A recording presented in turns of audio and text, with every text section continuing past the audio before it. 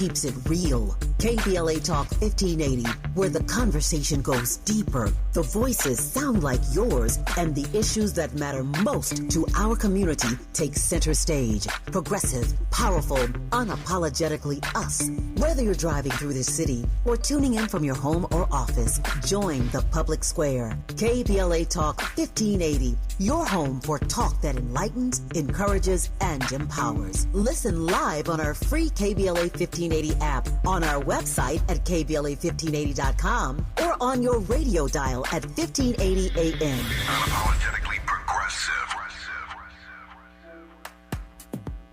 I really feel so special that I get to be here with all of y'all. Y'all get to be here with all of me. I want a song about it. Y'all want me to sing my song? Y'all want me to sing my song? Everybody's got a plan till they get punched in the face. Everybody thinks they're the man till they gotta run their own race. Well, you can march to your own drum, but can you handle freedom? Can you imagine? Can you? Yes, y'all. We are here, and it is time for another edition of the Summer of SEALES. I really feel like I should have made some type of like theme music, so maybe I'll work on that. Summer ain't over. You heard me? The summer ain't over. It is, however, August. My name is Amanda Seales. Welcome if you're just joining for the first time.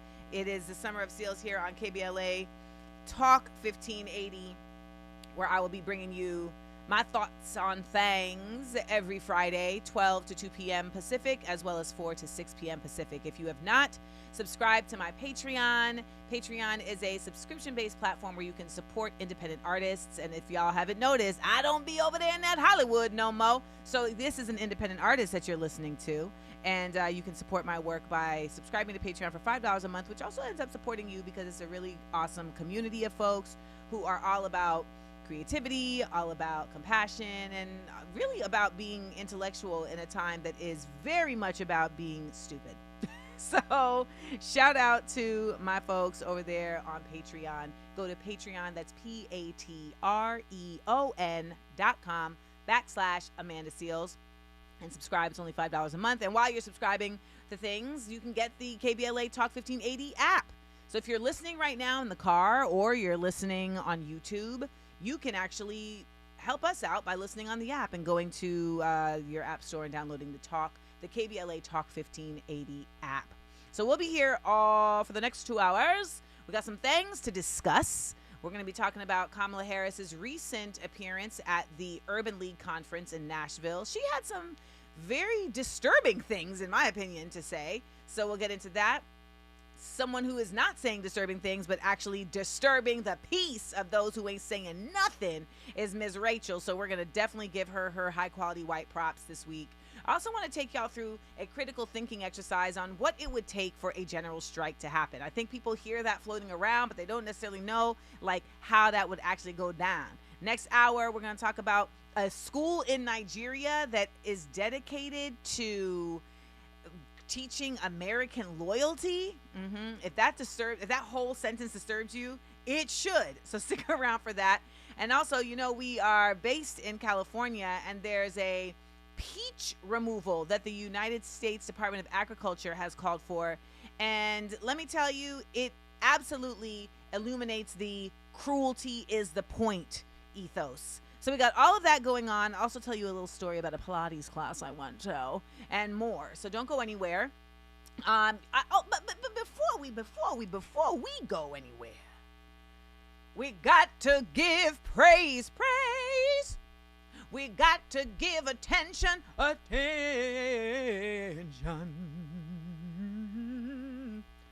to a very important date that took place this week. August 5th, we celebrated the 3rd anniversary of the Fade in the Water. Fade and fade in the water. Yes, fade in the water is the name we have given to that fateful day on that Montgomery, Alabama dock, where the security guard threw his cap in the air, hailing the assistance of his brethren while he was attacked by white thugs for simply doing his job. Man, they came across the water. No, literally, because the brother literally jumped out of a boat and swam to help this man. Okay? They came from down the balcony. They came forth with their fists raised, their furies high, and their folding chairs in hand. And they handled business. And I think it's always important to note that this particular Montgomery, Alabama dock was once used as a place for slave trading. Yes, y'all, it was once an auction block. Well, they anointed it with the blood of our ancestors that day in a whole new way. So we always got to lift up August 5th. I don't know about y'all, but every time the video comes across my feed, I literally take a moment to watch it. The same way that, like, back when we had cable, anytime Coming to America was just on, if I was flipping through, I'm gonna watch it. Even with the commercials, I'm going to watch it, because it feels like when Fade in the Water comes across my feed and I watch it, I know this is silly, so I somehow feel like I'm pouring into our resistance. Just like, because that video, if you've never seen it, is essentially, this brother is a security guard who's working on this dock, and he is supposed to make sure that none of the private boats dock there, because the party boats are supposed to dock there. And so, of course, white people feeling entitled felt like they could do that, and he came and told them, hey, you got to move your boat. He came and told them, you got to move your boat. They then came and pushed him and started hitting him, and then a whole group of them started jumping him. Well, while this is happening, folks who were preparing to get on the next boat when it comes in and gets its passengers off were standing up above on the balcony, and when things got hot, Buddy threw his cap in the air like a Batman signal, and brothers started coming down from the balcony. Next thing you know, a brother is seen swimming like Aquaman through the water to get to the dock to help join in defending him. And baby, when them boats actually did dock that had the patrons on them, the way folks was ready, the way brothers was like jumping across the gap to the dock to get there, shirts was already off, pants was being pulled up on the approach, okay? On the approach, sisters got in the mix. It was really a thing to see, and it was really a dope thing to see, just because even if you're like, I don't believe in violence, I don't believe in being victims when we have enough of us there to stand for each other, okay? And that's what I saw take place that day, and I loved seeing it, and so I'm going to big it up every time. So happy Fade in the Water week, all right? When we come forward, we got Black Grit News. Keep it right here to the Summer of SEALs on KBLA Talk 1580.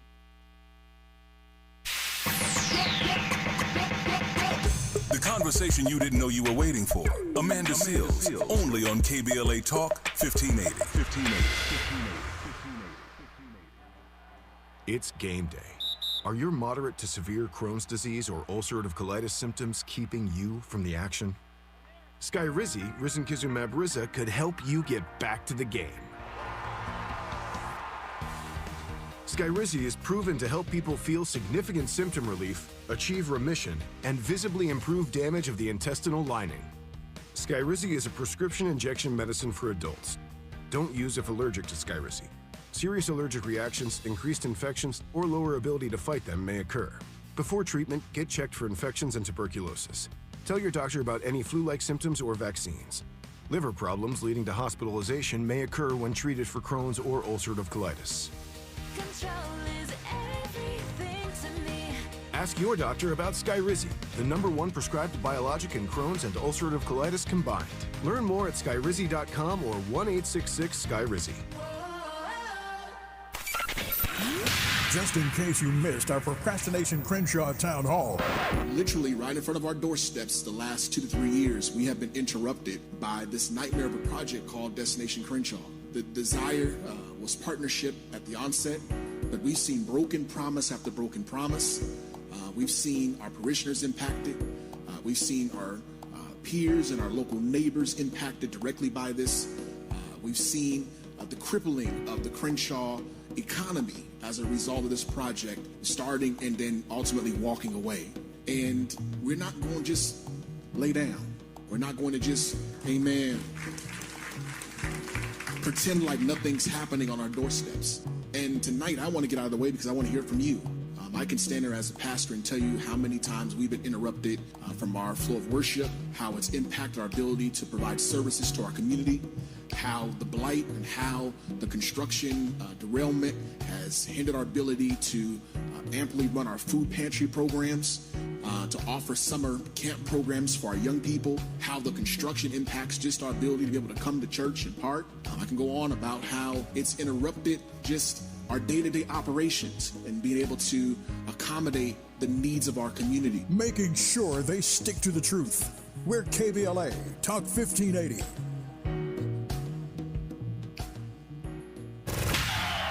Real talk, no filter. Amanda Seales on KBLA Talk 1580.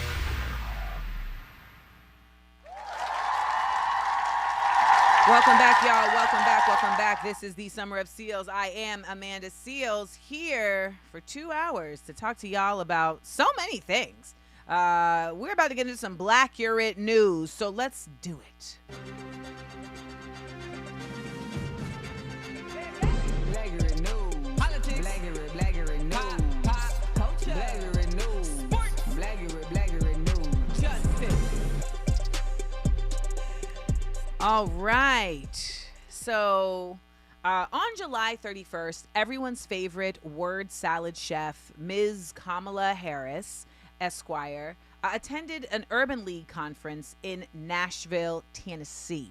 If you've ever been to an Urban League conference, you know it's got Black folks from all over the nation, typically involved in organizations, in activist work, as well as education, churches, etc. Funny story, real quick. I went to an Urban League conference in my junior year, 11th grade, the New Lights conference. And when I got there, my name tag was misspelled. And they had spelled my name Amando Scales. And I was like, yeah, so that's actually not my name. Like, can I get the name tag reprinted? And for whatever reason, they were like, we cannot reprint the name tags. So I had to walk around with a name tag that said Amando Scales for 3 days in 11th grade at this conference, okay? Amando Scales. And my homegirl who was at the conference with me, so actually there were 3 people that you might know that were at that conference with me. I'm going to get to the Kamala story. I promise. I'm going to get there. But I first had to tell y'all this just to whet your palate because you're going to be very annoyed when we get to Kamala. So maybe you can reflect on these comedies. So I was at that conference with Alano Miller, who you've seen on shows like Dexter. I was also, Alana was also on Underground. I was also there with Michael Scott, who plays the genie on Broadway in Aladdin. He's been the genie in Aladdin on Broadway for it's got to be like 6 years now. Yeah, because it was during COVID. So yeah. And then the third person that was there was Makia Cox, who is on the show The Rookie. So we went as a group with our local Urban League chapter and some other folks, but we all went to Dr. Phillips High School. Shout out to DP. So after this conference and the Amando Scales debacle, so Makia, my mom used to just buy me like an overabundance of clothes for no reason because my mama loved clothes, and my mom is a sale-aholic, right? So I would always have this extra stuff, and Makia mama wouldn't really buy her no clothes like that. So I would be like, well, come through.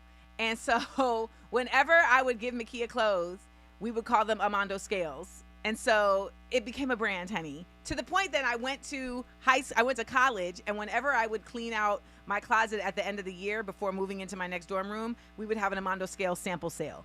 This went on so much so that when I moved from LA in 2024, I had one of my closets that had all of these clothes that I was leaving behind. And my friends, when they came over for my going away party, they went up in that closet and they all got their stuff. And they will still send me pictures of them wearing some of my clothes saying, look, I'm rocking my Armando Scales today.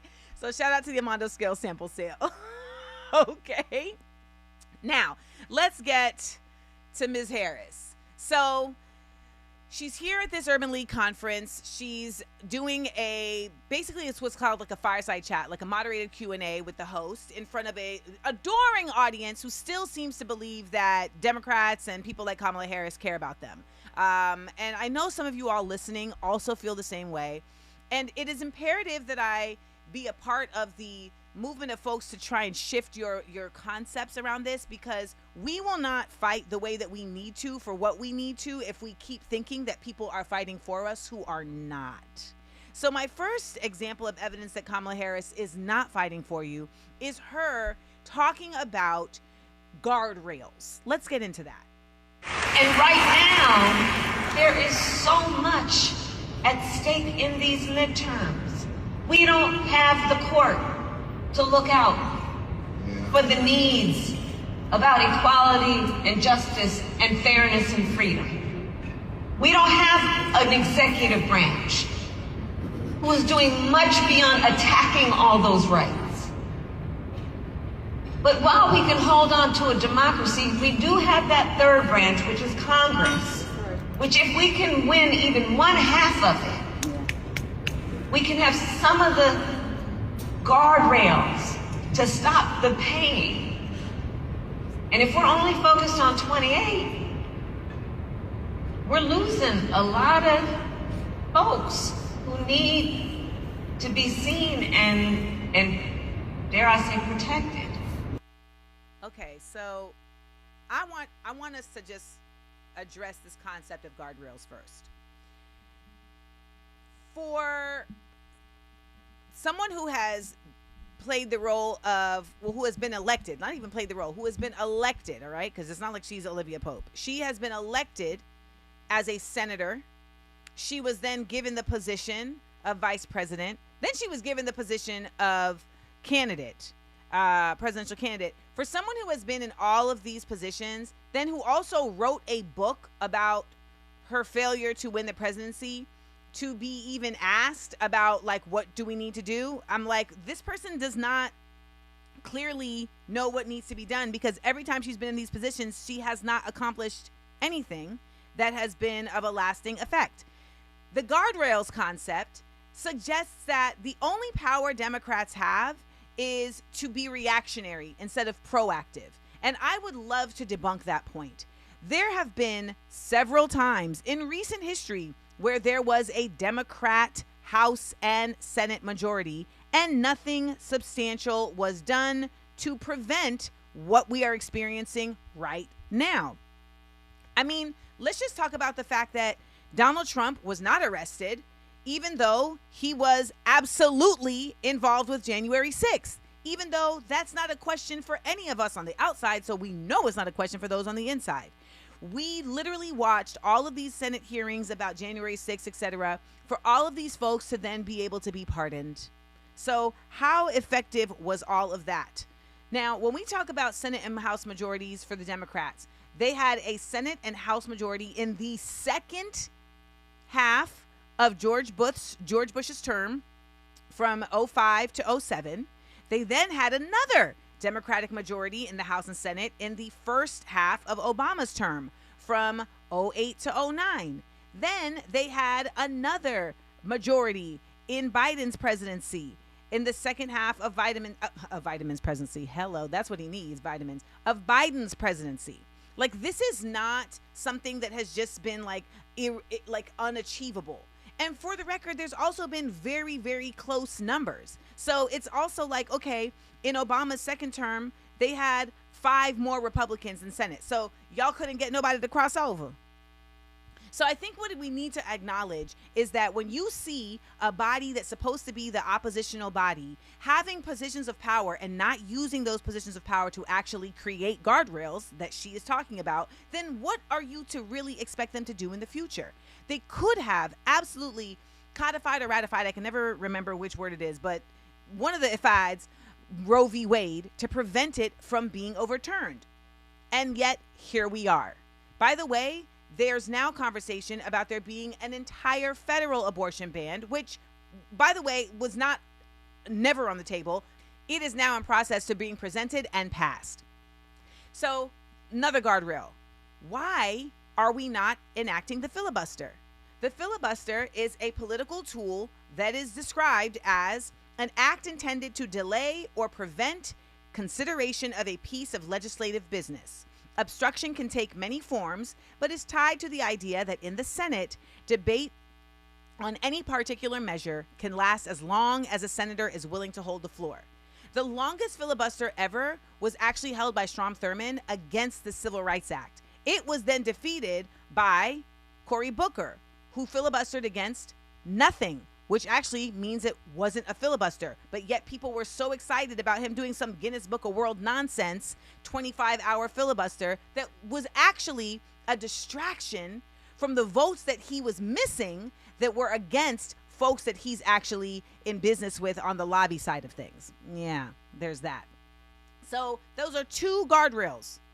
The third guardrail is this nonsense that she's talking about, which says we don't have an executive branch or a judicial branch that's fighting for us, meaning the Supreme Court and the president. Well, when you did have the executive branch, you didn't expand the Supreme Court, both in the case of Obama and Joseph Robinette Biden. The Supreme Court still has the same amount of justices that it had from the jump. How? We don't even have the same population we have from the jump. So why would it still be static? Do you understand where I'm going with this? You have a woman sitting here representing a party. She is not representing you. And I think that's the thing I want so many folks to really begin to grasp.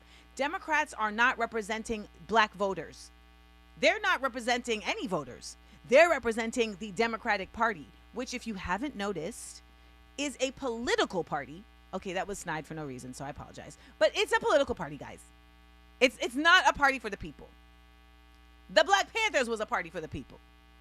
So now we have the people talking about the frustrations of the Voting Rights Act being repealed, right? We're seeing the gutting of the Voting Rights Act. The Voting Rights Act passed in 1965. It had many aspects of it that said we need to make it possible for black people to vote unencumbered. There has to be a federal mandate around this. And we have seen that systemically gutted. This is what Kamala Harris had to say about what needs to happen with the Voting Rights Act. And right now, there is so much at stake in these midterms. We don't have the court to look out for the needs about equality and justice and fairness and freedom. We don't have an executive branch who is doing much beyond attacking all those rights.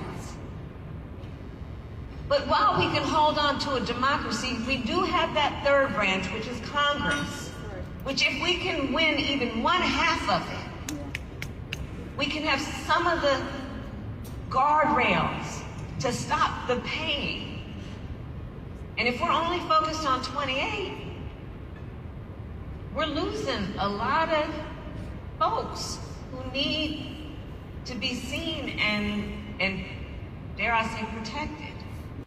That lady sat there and told y'all that there ain't nothing to be done right now to revive the Voting Rights Act. This is somebody who has also told y'all that this is not a racist country, okay? This is somebody who will tell whoever they're in front of what they need to hear. And she sat there and said that. And if y'all accepted that, I'm deeply disturbed. So Margaret Kimberly, who is an executive editor and senior columnist of the Black Agenda Report and the current host of the Black Agenda Radio podcast, she has a book coming out called The Presidents and Black America. Okay? And the book examines how every U.S. president from George Washington onward impacted black lives and shaped the legacy of white supremacy and systemic racism in the United States. She tweeted along with this Kamala Harris video and said, "Real talk. It was said there were no votes for the Voting Rights Act when it was passed in the 1960s. But then we had a movement that forced a political crisis that got those votes. In the absence of a movement, we get Kamala Harris telling us to be quiet and go away." Exactly. What you're witnessing here is an agent that's been sent out to quiet your feelings of resistance. You're getting a face that they have now peddled to you as someone you can trust, and they are weaponizing your trust against you. They are manufacturing your consent to allow them to remain complacent, to allow them to not have any actions or plans in place, and to literally just keep giving them the opportunity to make more money and to be put in positions to create legislation to make more money for corporations. That's it. That's it. For Kamala Harris to sit in front of a room full of black people and tell them there's nothing that can be done right now for voting rights, that is not the best use of our energy. Some people might say, Amanda, but she's talking about within Congress, that's not the best use of her energy. Why not? How is that not the best use of your energy while you are telling people to vote? And I'm going to tell you why. Because they work together, Democrats and Republicans. And this brings us back to what I was saying about the parties. These are not parties of the people. These are parties that were created by the same people that had slaves, by the same people that said women could not vote, by the same people who were also genociding the native folks of this land while they took their land. So how can we trust those same parties that were back in 1865 that were quibbling over whether slavery should exist? Because let me tell you, the abolition of slavery barely passed. So while you're watching someone like Kamala Harris, I hope that you will listen with a prudent ear. Listen as if she is a boyfriend or a partner who has consistently failed to show up, but still wants your attention. Because I bet you'll think differently. We got more show for you coming forward. That's just how we roll. Come on. You can admit it. She says what you're thinking. You're locked in with Amanda Seales. Okay. Only on KBLA Talk 1580. You go, girl. I'm Amber Payton with BIN News Now. Homeland Security Secretary Markwayne Mullin is in South Texas meeting with Border Patrol agents and inspecting the floating border wall. Border buoys, they don't serve a purpose unless you're constantly patrolling them and keeping them up. About 10 miles of buoys are already in place, with 7 more miles planned to deter illegal crossings. The U.S. Justice Department says Duke University School of Law used race as a factor in its admissions process in a way that violated federal law. Investigators say black and Hispanic applicants were admitted at higher rates than similarly qualified white and Asian applicants. The department is seeking a settlement with Duke, but says it could sue if no agreement is reached.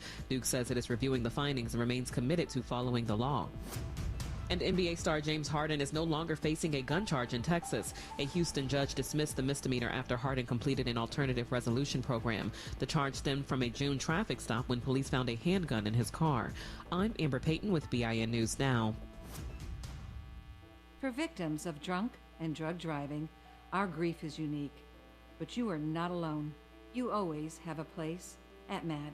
Call our 24-hour victim helpline at 877-MAD-HELP or visit mad.org. This is the KBLA Sports Minute with Ray Richardson.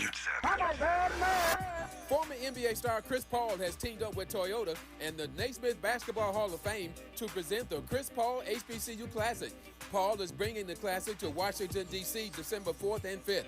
The Classic is designed as a showcase for some of the top HBCU men's basketball programs in the country.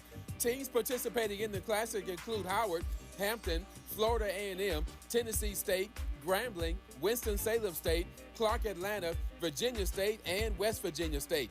Paul, who played 6 years with the Clippers, has been a major supporter of HBCU institutions throughout his NBA career. Tonight at 6, it's your Friday night sports fix. Out of bounds in prime time. Join me and my co-host Neil Scarborough for 60 minutes of sports chatter with some black folks flavor. You can hang out with us tonight on the KBLA YouTube channel or hit us up at 1-800-920-1580. No debates, no speculation, just the info you need. That's your KBLA Sports Minute. I'm Ray Richardson on KBLA Talk 1580. In a world full of noise, one station keeps it real. KBLA Talk 1580, where the conversation goes deeper, the voices sound like yours, and the issues that matter most to our community take center stage. Progressive, powerful, unapologetically us. Whether you're driving through the city or tuning in from your home or office, join the public square. KBLA Talk 1580, your home for talk that enlightens, encourages, and empowers. Listen live on our free KBLA 1580 app, on our website at KBLA1580.com, or on your radio dial at 1580 AM. Unapologetically progressive. KBLA Talk 1580. We've got a lot to talk about. KBLA Talk 1580, connecting you with services and solutions. 10 Toes In serves as a mentorship and domestic violence prevention program. They support, educate, and empower couples during and after incarceration. They assist male returning citizens to re-enter society successfully and to help them maintain a healthy relationship with their romantic partner. They offer a mentorship support group for formerly incarcerated men. 10 Toes In teaches its Intimate Relationships 101 curriculum at male prisons throughout the state of California. They host sister support group meetings for women who are intimately involved with incarcerated and formerly incarcerated men. 10 Toes In is a 501c3 nonprofit organization. To access their services or make a donation, please visit them online at 10toesin.org or find them on Facebook or Instagram. They are healing lives through relationships. This is a community call to action from KBLA Talk 1580. All I need is one mic. With the KBLA Talk 1580 editorial, I'm Tavis Smiley. August 5, 2026. Dear LA City Council President Marquise Harris Dawson, on behalf of a coalition of businesses and residents that constitute the Crenshaw Corridor community, we write to request that a concrete timeline and resources for fully completing Destination Crenshaw within a year be developed and announced. A year is the outside time it should take, and we hope and expect that it can be finished considerably sooner. We also request the immediate establishment of a business interruption relief fund for the merchants, entrepreneurs, churches, and property owners who have borne the disproportionate economic burden of the prolonged delays associated with the Destination Crenshaw project, and a resident relief fund for the residents of the corridor who have been most adversely affected by the prolonged construction and delays associated with this unfinished development. Destination Crenshaw was presented to this community as a transformational investment in Black culture, Black commerce, and the future of South Los Angeles. It has now been 6 years since the project broke ground and over 2 years since the promised completion date. Construction has stalled with no apparent end date in sight. The Crenshaw Corridor community embraced the vision of Destination Crenshaw, but the obstruction from the delayed construction has caused prolonged health and safety hazards, uncertainty, reduced customer access, declining revenues, disruptions, and mounting financial hardship.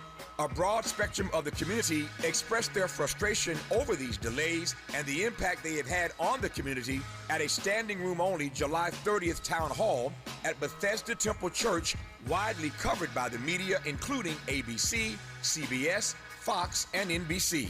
The burden of these unexplained delays should not rest on the shoulders of the Crenshaw Corridor community, which acted in good faith and supported this historic project. If the city fails to provide a complete and substantive response to this correspondence within 30 days of the date of this letter, the Crenshaw Corridor community reserves its right to pursue all of its rights and remedies. Sincerely, the Crenshaw Corridor community. To read the complete letter detailing all of our demands, go to our website at kbla1580.com. With a KBLA Talk 1580 editorial, I'm Tavis Smiley. As always, we welcome your feedback.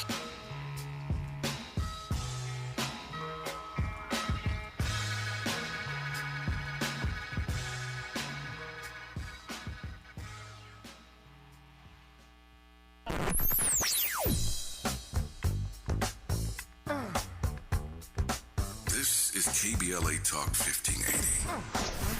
Talk radio. That's music to your ears. We're unapologetically progressive. KBLA Talk 1580. Culture, politics, truth. It's a SEALES summer. With Amanda Seales on KBLA Talk 1580.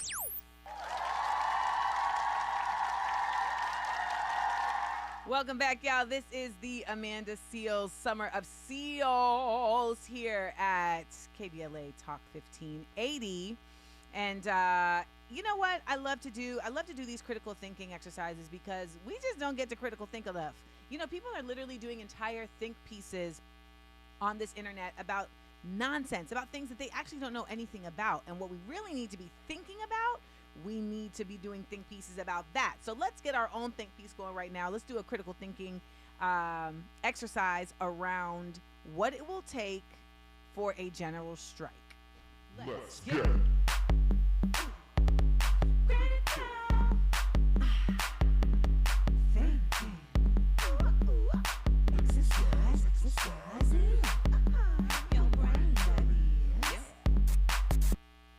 All right, so this was put together by General Strike US, which is an organization that is consistently working to bring the concept and the reality of a general strike to life here in the United States. Now, some might be wondering, what is a general strike? A general strike is legitimately just a everybody shut it down situation. That is what a general strike is, because we live in a nation that is 100% run on people power, and we have like 1% of it's something crazy like 8% of the world's wealth is, or something like 80% of the world's wealth is held by like 8% of the people, something nasty like that. Here in the United States, we know that there is absolutely a ruling class, and then there's a wide gap, and then there is the working class. Now, they may try and trick you and talk about, oh, no, there's the middle class, and we need to save the middle class. And I'm just like, where is this middle class y'all speak of? Because I don't know nobody in no middle, medium, mediocre class that can afford gas prices at the rate they are, that can afford homes at the rate they are, that can afford schools, sports, everything, cheese, eggs, everything is so OD expensive for everybody, right? So when we're talking about a general strike, it is a strike that garners the masses to shut down the means of production that are being utilized and weaponized to keep us in the same loop that harms us. So in order to do this, we have to build a liberated society. So according to the General Strike US, they have a 3-pillar framework. And the 3-pillar framework has liberated superstructure, community, power. So the 3 pillars are mutual aid, survival programs, and shared surplus. And what they're saying is that is these 3 pillars that are required in order for us to be able to sustain each other in the midst of a general strike, in the midst of the collapse of a U.S. economy that is built on us. So if we make the choice to collapse that, how do we then survive and thrive in the rubble to make something better? They have named a 3-pillar framework. Let's go over them again. The first pillar is mutual aid. And in order for that mutual aid to work, it's got to be flexible, immediate, and relational. So when we think of flexible mutual aid, we're thinking of mobility. We're thinking of folks thinking beyond templates, right? So one of the things that is so frustrating about the healthcare system, if you will, is that they have these very rigid rules and templates for serving a society that is not rigid. We all have different bodies. We all have different allergies. We all have different illnesses, etc.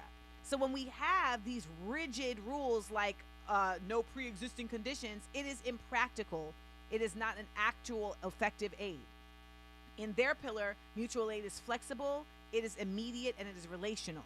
When we say immediate, that's obvious. Relational is what I was just talking about, in the sense that it can't just be flexible in terms of its ability to meet people at their needs. It's got to be relational in terms of people feeling like they can get their needs met, right?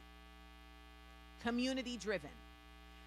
When we talk about community driven, what we're saying is that there isn't someone sitting in an office somewhere else making the decisions that are affecting the people that are actually having to respond to it or that are receiving it. No, the community is making the decisions about how the mutual aid shows up in their own community. And lastly, part of Pillar 1 is it builds skills, trust, and organizing capacity.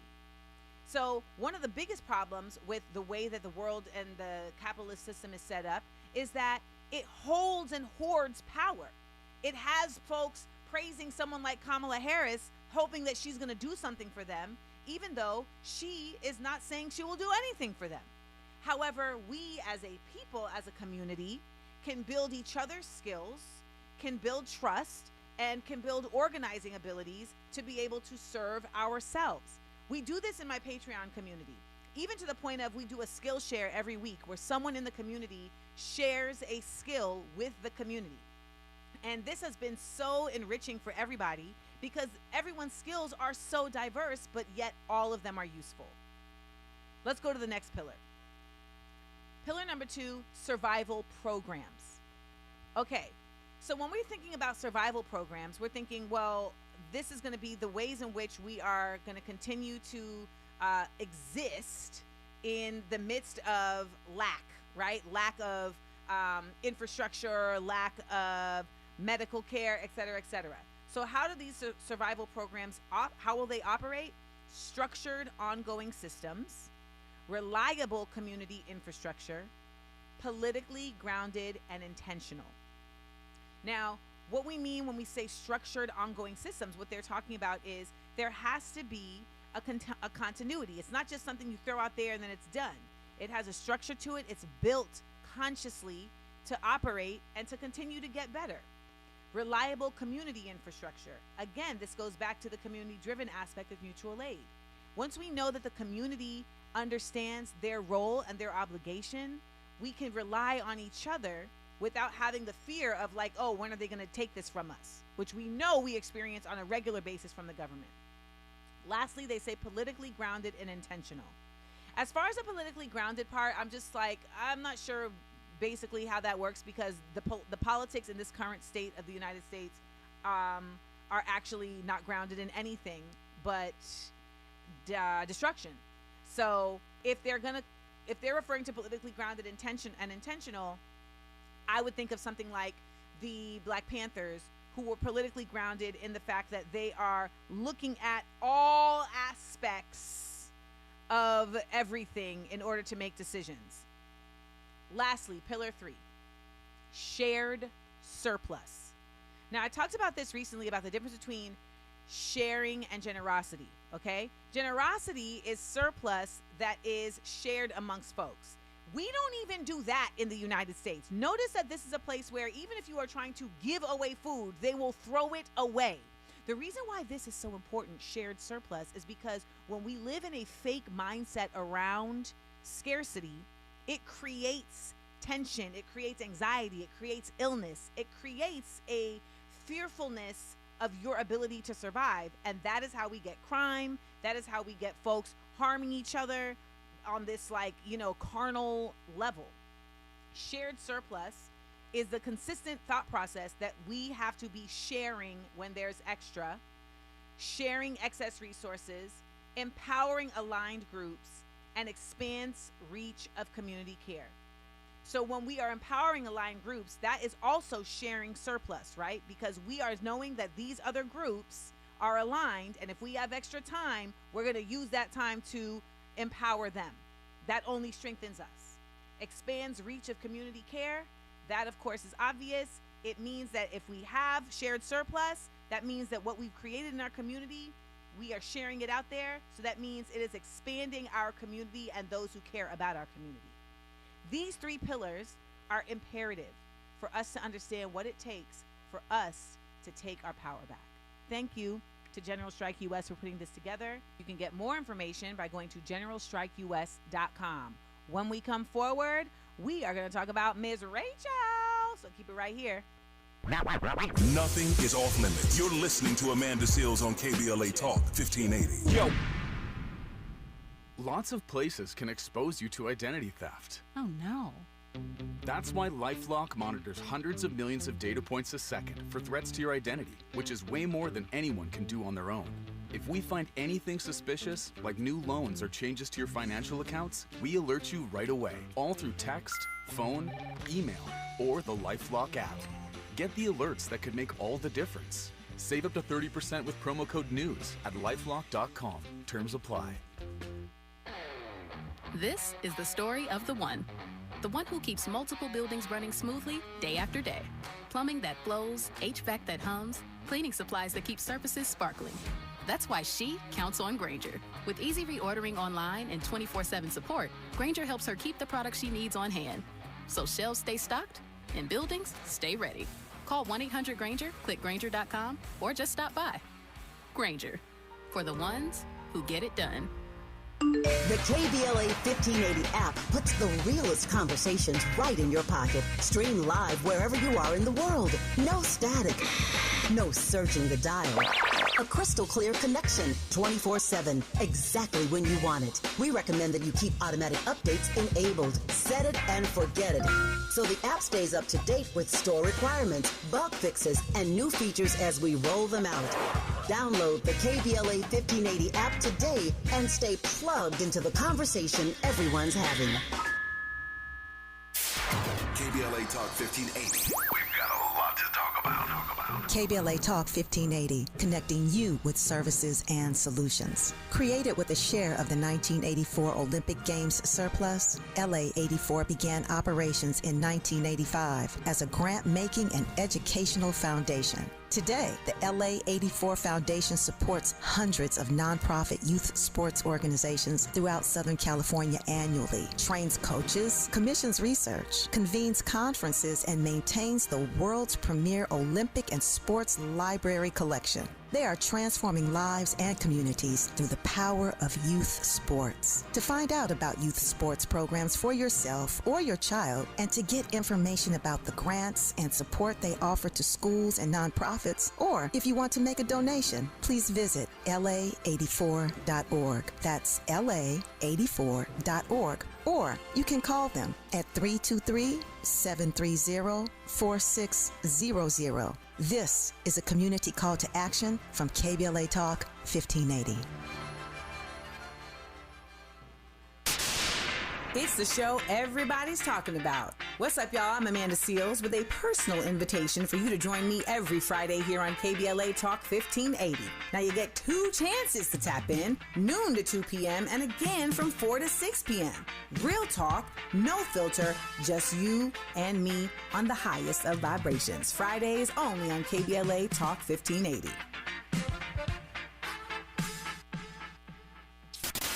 Smart, bold, unapologetic. You're riding with Amanda Seales on KBLA Talk 1580. Yeah. We're back. Amanda Seales here at the Summer of Seales. If you have not checked out my store, Amandaland Exports, this would be a good time to do so. Basically, in Amandaland Exports, you're getting shirts, you're getting pins, you're getting totes, you're getting artwork, you're getting books, all the things that come from my artistic creative mind. And my latest creations are a line of shirts that I call the Unlikable Capsule. You see, there's a number of us out here who get labeled unlikable because, well, we just live in truth and we're just unwilling to capitulate to nonsense. And so I have found myself in a number of situations where this has shown up. And so I said, you know what? Let me make some shirts to share with folks that share the same thought process. I was just on a podcast where I was asked, why are you an angry black woman? And I said, why wouldn't I be an angry black woman? Do you see the world we live in? So I made a shirt for that. Back when I was on that Katy Perry dinner and I said what I needed to say to Caitlyn Jenner, I referred to her, I said to her directly, I am not hostile, I'm just passionate. Bringing that shirt back because that was a classic. One of my favorite tunes that I've ever made is a song, a little ditty called Beep Got Me Effed Up. Ooh, beep got me effed up. Not today, not the one. So I brought back the Not Today, Not the One shirts because I know a lot of people are feeling like, you know what, I need to just let people know that before they even speak to me that not today, not the one ever. And last but not least, I created a shirt that says, unliked by pedo predictors, genocide justifiers, lifelong liars, capitalist clowns, mean girls, racist reprobates, trans homo xenophobes, and misogynist men. So you can get all of those shirts in a variety of colors over at amandalandexports.com. And now it is time to pay homage to a high quality white. High quality white. Quality white. Yeah. Ooh, them folks is mad at Miss Rachel. Mind you, they mad at Miss Rachel for literally just being a decent human being. And that is who I would expect you to want teaching your children. Nonetheless, folks are livid at Miss Rachel, and she has become just more radicalized. This is what I love. She's not backing down. She's becoming even more radicalized. Now, by the way, the whole anger around Miss Rachel really started because she was like, hold up, they killing children in Palestine? Like, what's that about? That's not okay. And then she began to really understand what was going on and used her platform to amplify these children. Now, when you're amplifying what's going on with these children to somebody else's children, you are building empathy in those kids. And they're not going to be as susceptible to the brainwashing and indoctrination that you are trying to implant on them that says that those kids over there don't deserve to live. Yeah, they didn't like that. Now, she has trained her eyes on black children in the United States and recently said black boys deserve to live. The way that folks is mad at Miss Rachel for literally saying black boys deserve to live is nutsery, okay? And she's also putting her work behind it. She opened a center in Sudan. Okay? Like, she is really a real one. Then she took it to a whole other level the other day. And this is when I said, oh, she's officially earned her high quality white certificate. She said, in the Yale preschool study, teachers were asked to watch preschoolers for signs of challenging behavior. But here's the thing. There was no challenging behavior. They tracked the gaze of the teachers with advanced software. The teachers spent more time watching black little boys. They expected problems where no problems existed. Okay, Miss Rach, let them know. Talk to them. She also was very vocal about the shutting down of detention centers. She was very helpful in getting a child and their parents out of, I think it was the Dilley Detention Center. It's just, Miss Rachel is giving all these white folks out here she's giving them a template. She's giving them an example of what it looks like to stand on business. And she still had the highest viewed children's show. So, Miss Rachel, we applaud you. You're a high quality white. And remember, this certification can be removed at any time if there are adverse behaviors. But until then, we hold you high. Keep on doing it, girl. When we come forward, we got more right here. It's a SEAL summer. Amanda Seales. Only on KBLA Talk 1580. Just in case you missed our Procrastination Crenshaw Town Hall. Been dealing with the lies of Crenshaw Destination. I live on this street. I remember the first day I came and there was no parking. And they said it'd be 6 months just to fix the wall. They started putting the big boulders down. And my life has changed ever since then. My kids haven't had graduation parties. They haven't had birthdays. My car's been in the shop multiple times. All my tires have been replaced multiple times, each one. I spent $1,000 on my front lawn because in 6 months, keep replacing sprinkler. Now it's just dirt. You know, it's frustrating because I'm not a politician, but I know politics. You know, and I know the Smiley said the councilman, but I want to go above that. Karen, you want my vote? Make things happen. Talk is cheap. We can play these games. Period. Because you can't fix it, somebody will. Not letting them get away with anything. We're KBLA Talk 1580.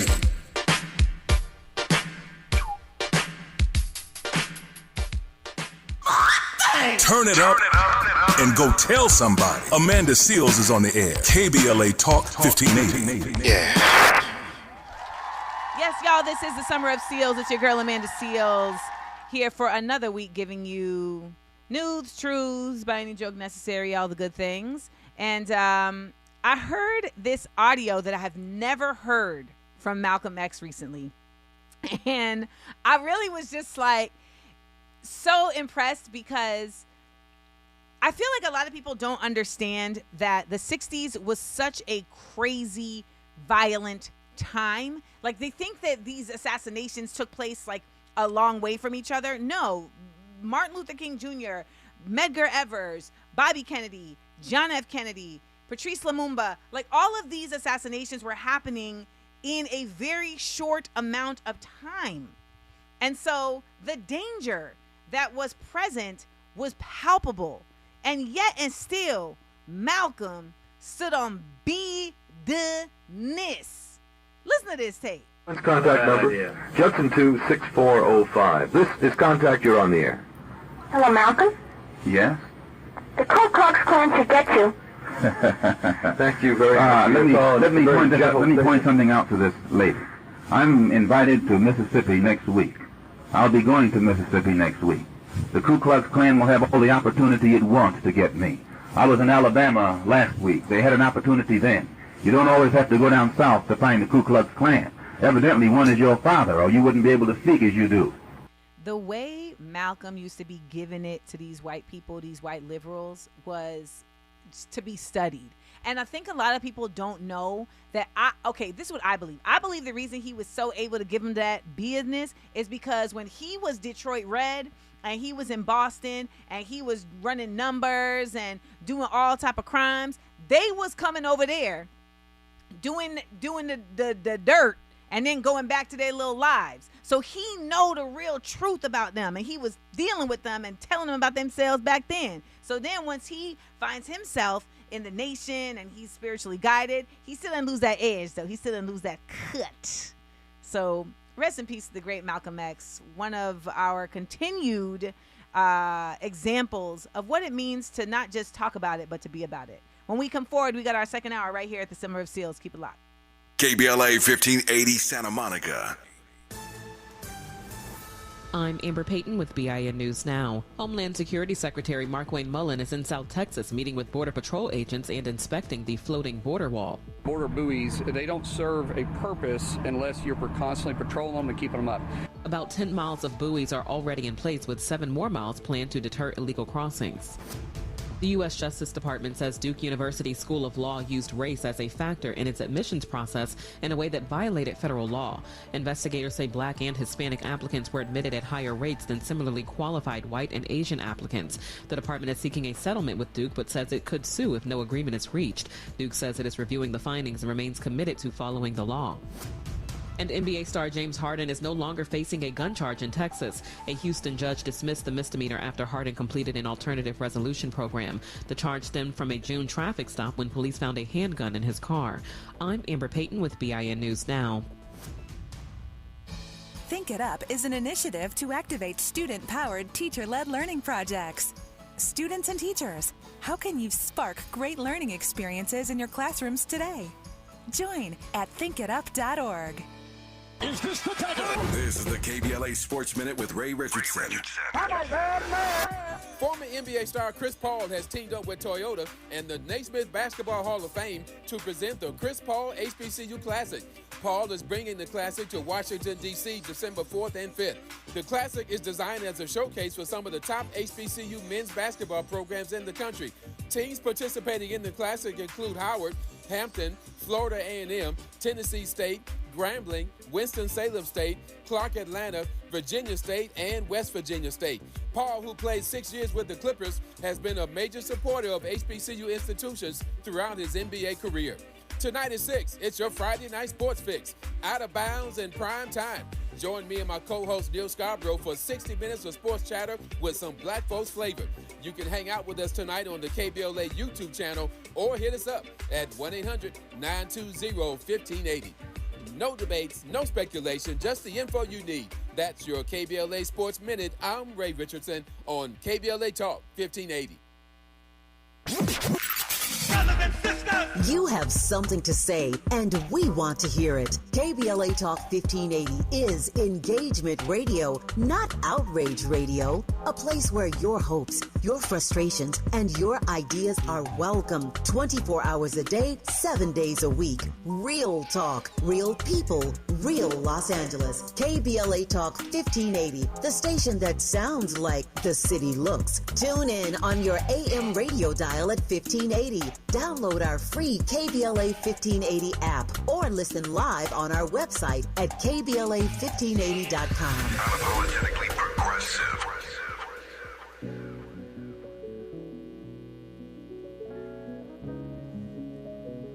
A revolutionary woman's love will not be won passively.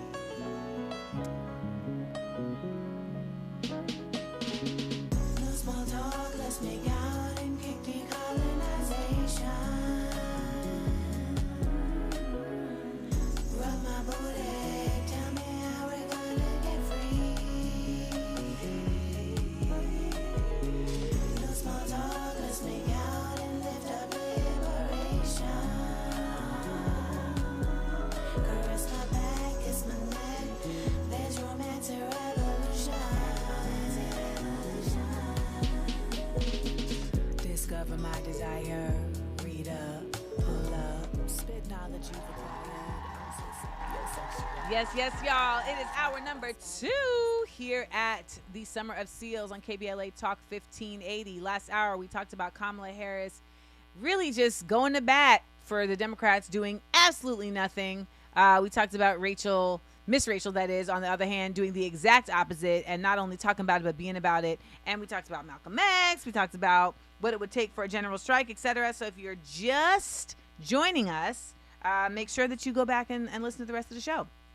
And if you are joining us on YouTube or listening on your radio, remember to tell folks that they can listen to us on the KBLA Talk 1580 app. All right. So folks who aren't even in LA, they can still listen to the show and get all the other shows and the knowledge that we're kicking right over here at this network Tavis done cooked up. Okay. So this hour, we're going to take it international.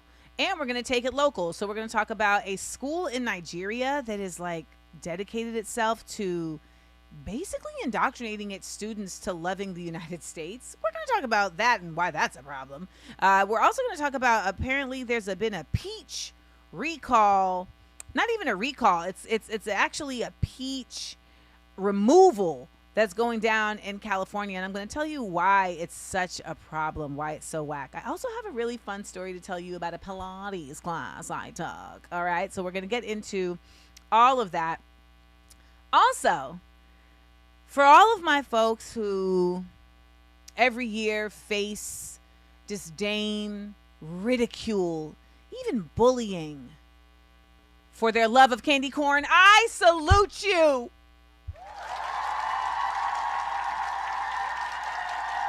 I don't even know why candy corns are out before the summer is over, other than just capitalism. Like, they literally had a bunch of Halloween stuff at the drugstore where I went to get my prescription the other day. And I was just like, I mean, this is a bit much, but also, let me get my candy corns.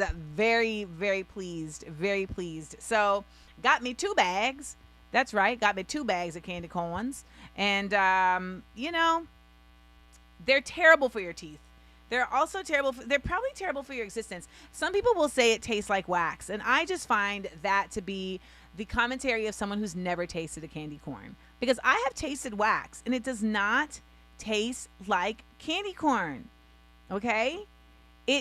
Candy corn is a succulent, just compressed pyramid shape of sugar. It is just delicious. And I want to tell all of you all out there who are cringing at my explaining my joy for candy corn, I don't care. As you know, I am a rebel with a cause, and this cause is cavities. I'm actually very surprised that I don't have any cavities. Let me knock on wood. So this, the internets love to get on folks about the candy corns. The internets are also doing this little challenge right now where, I saw actress Nicole Bahari do it, where she is speaking in a bunch of different accents back to back. And so I wanted to play for you all my attempt. Don't forget, y'all, I is an actress. So I was inspired by the good sis Nicole Bahari to really just take the time to extend a thank you to y'all. Because the last 2 years, crazy, right? I mean, for me personally, just, really standing in just basic humanitarianism around genocide, around Palestine, around Cuba, around Sudan and the Congo, people just really can't ride that wave with you, but it was really incredible to see how many of you did, how many of you have, right? Like so many of you have said, Amanda, we're here, we understand what you're about, and we're going to ride with you because we're about it too. And that is the greatest surprise, because I didn't go this path thinking, okay, well, everybody's going to rock with me, because I just know this is the path I have to go. But when I see how many of you just jump in the waves like me and Grand Aunts, I say, well, oh God, this is bigger than you. This is bigger than you. And if I'm keeping it a bug, there's just so many of y'all, they have surprised me for just being real people. Real, okay, we solid. We not even playing with y'all. We not even trying to pretend what is really going on, because we see it. It's a psyop. We see it. And to keep it 100, I'm learning at the same time I'm teaching, at the same time I'm learning, at the same time you teaching. I mean? It's a whole intercommunal situation. You feel me? Where we all just done with the cap and we done with all of that. We just we here. We about this. And I have to say that is what it's about.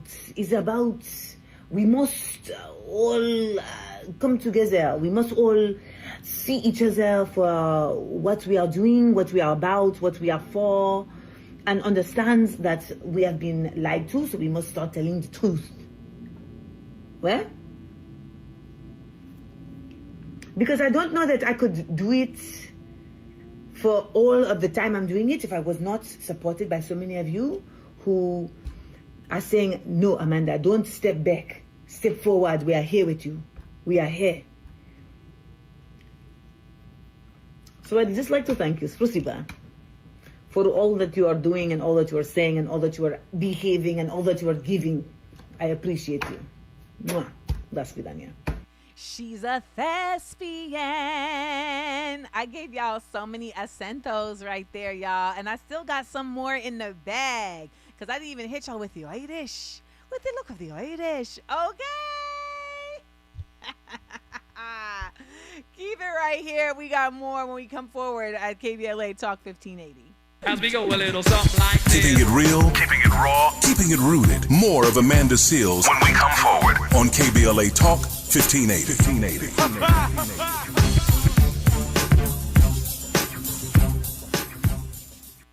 The KBLA 1580 app puts the realest conversations right in your pocket. Stream live wherever you are in the world. No static.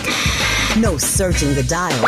A crystal clear connection 24/7, exactly when you want it. We recommend that you keep automatic updates enabled. Set it and forget it.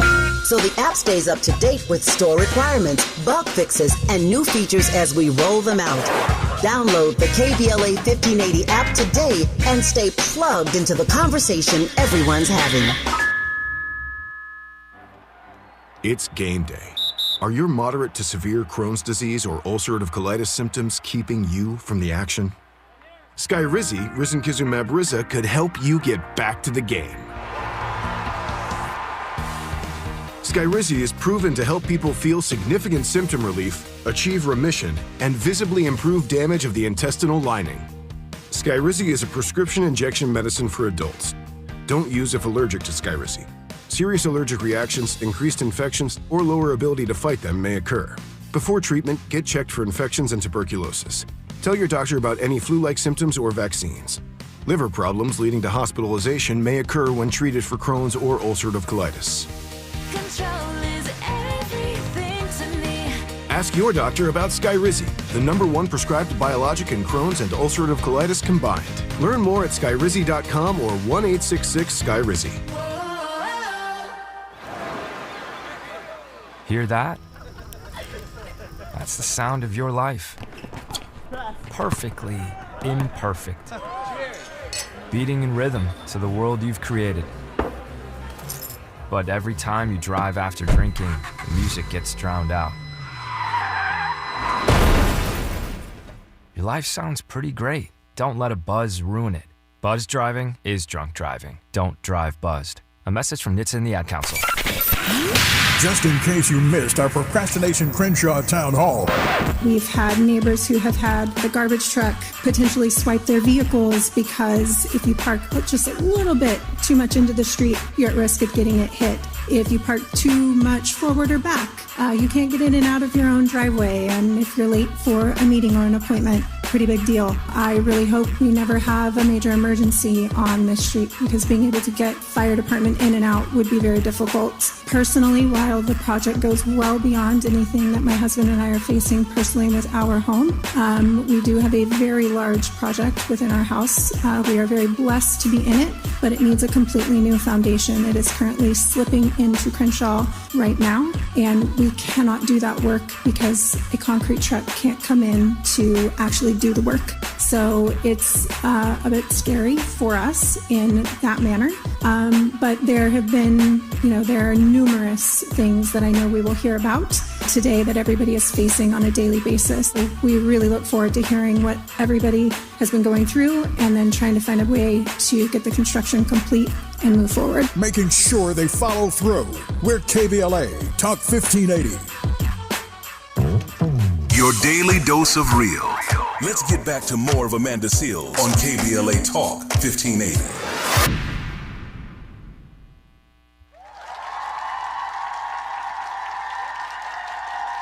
Yes, y'all. It's Amanda Seales here. Welcome to another Summer of Seales. If you have not subscribed to my Patreon, consider doing so. Patreon is a subscription-based place where you can support independent artists. I am an independent artist. I know many of you were introduced to me via, shows and things that I used to do in Hollywood. I have since left that life behind. And even though there are influencers and wannabe influencers who sit up on the internet and say things like, Amanda Seales has a struggling career. I actually do not have a struggling career. I don't have a career. I live as an artist and an intellectual and no longer as a part of the capitalist machine. You feel me? Because that's what careers be meaning. What did that lady say recently? That slavery and capitalism are so intertwined, we're still discussing what we do as different fields. Woo-wee. Yeah, exactly. So, anywho, the work that I do, though, is for the people, and it is supported by the people. And you can be one of those people supporting it by subscribing to Patreon for $5 a month, and I will also be supporting you with the work that I'm doing. See how that works? It's mutual aid. It's symbiosis. Symbiosis is not something that the United States knows anything about, as a nation in the world. Nonetheless, we find ourselves in Nigeria with a school where the children are being taught to revere the United States. Let's get into another Black Here at News. Black Here at News. Politics. Black Here at News. Pop. Culture. Black Here at News. Sports. Black Here at News. Justice. All right. So let's talk about this. Spearhead News has shared, Spearhead Africa, they shared this story of this school called the Pearlville School, and it's in the southern part of Nigeria, southeastern Nigeria, in a place called Owerri. And in this school, the kids are being taught to sing the national anthem. They're also saying the Pledge of Allegiance. And the school claims to promote critical thinking, but it's doing the exact opposite because it's actually indoctrinating the children to be loyal to the United States. Like literally the ideology is that the children are supposed to be like respectful to the United States. And this, I wonder if it's approved by the government. But what we do know is that within the African continent, you do have a number of nations who are still being run by puppets of this United States World Bank regime, right?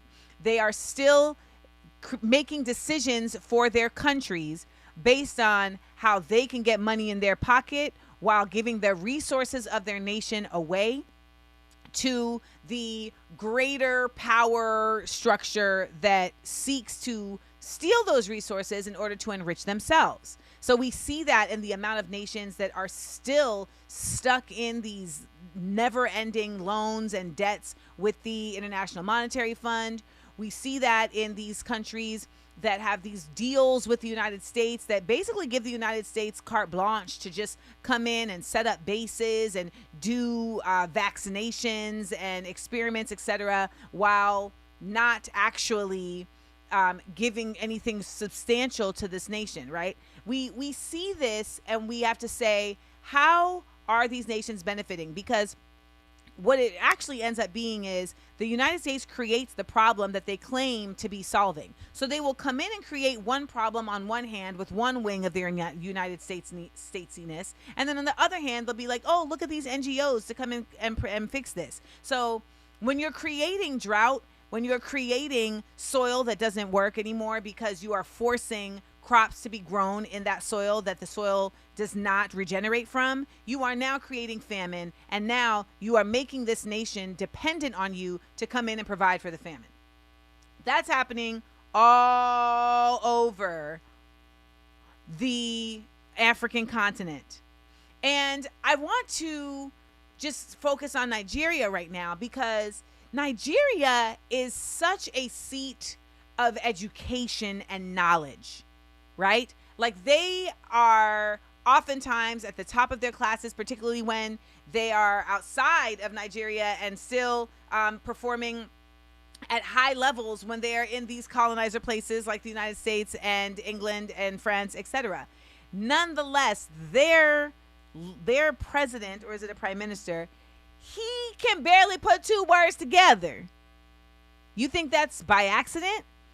He's giving like a Trump-esque type vibe, not necessarily in loudness, but just in ignorance. Like he's just there to be a puppet.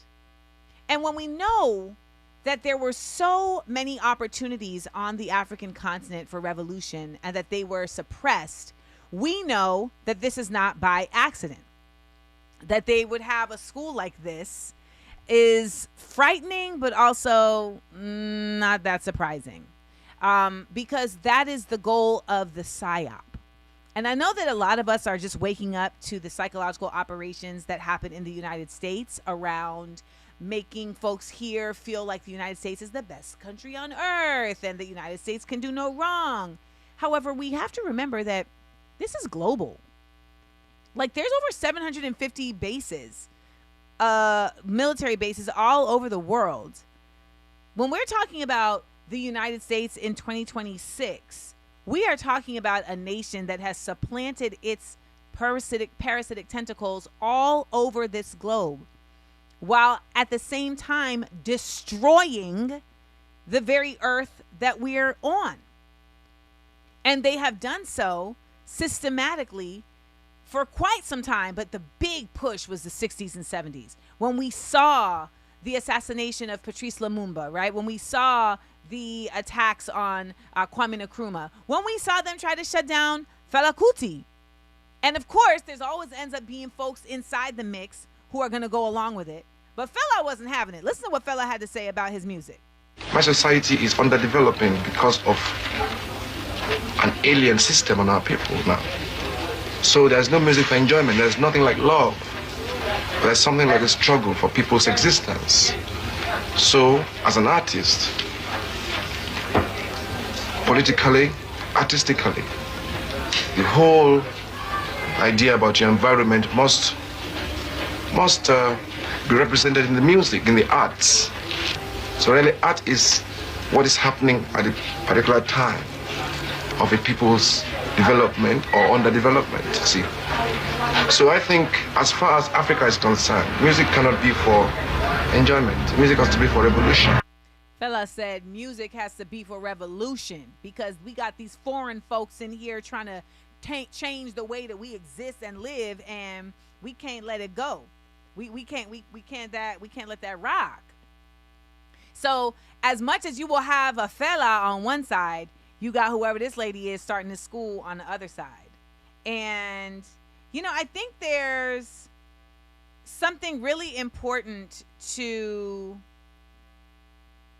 making sure that we are always uplifting the voices of folks who are overseas in other places where the United States is absolutely repressing, suppressing, and affecting their way of life. That's why I get so frustrated with the concept of FBA when it is attached to xenophobia. Like, being a foundational Black American, as someone who, like, if you are owning that nomenclature as saying, like, I am somebody who was an essential part of the making of this nation as a Black person, that makes sense. I am the descendants of slaves of the United States. I am a foundational Black American. However, so often what goes along with that title is this idea that Black people in other nations have no voice, they have no experience with America as a country and the United States because they are not here.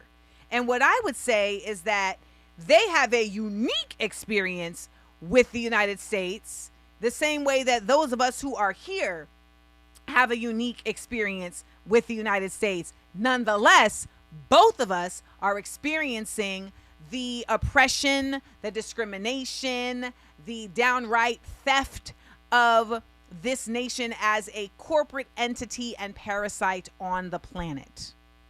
Okay? So I want to know what the kind of classes are that they teaching in this school.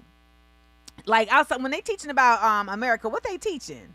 You know, because the amount of lying that would have to go on. Well, what am I saying? Because they probably teaching them exactly what they teaching us. Because we all learned lies. That's really what it is. When I went to undergrad, I went to SUNY Purchase. I originally went as a actor in the acting conservatory. And then some nonsense went down, and I ended up being asked to take, well, they asked me to, they tried to kick me out the program, and I was like, y'all must be out your damn minds. I had straight A's all year. So because this one dude told y'all a lie, you just gonna believe that? Anywho, nonetheless, I end up coming back to take my core classes because I was at liberal arts college at SUNY Purchase. And during that time, I realized I didn't want to stay in school anymore anyways, because I was like, I'm not staying here to go back to this program because I don't like this program. I also don't want to stay here to just like get a major that I don't care about. But I had a professor who said, Amanda, you're too smart to quit school. We're going to figure out how you can create your own major. And I said, check this out. All I want to learn about is black things, because I spent 12 years in school and barely scratched the surface of the true lived experience of black folks in the United States. Sure, we know about the Harlem Renaissance, right? Sure, we've heard about Frederick Douglass. Sure, we've seen the bulletin boards every Black History Month. However, the truth of our existence here in the United States is that we are the foundation.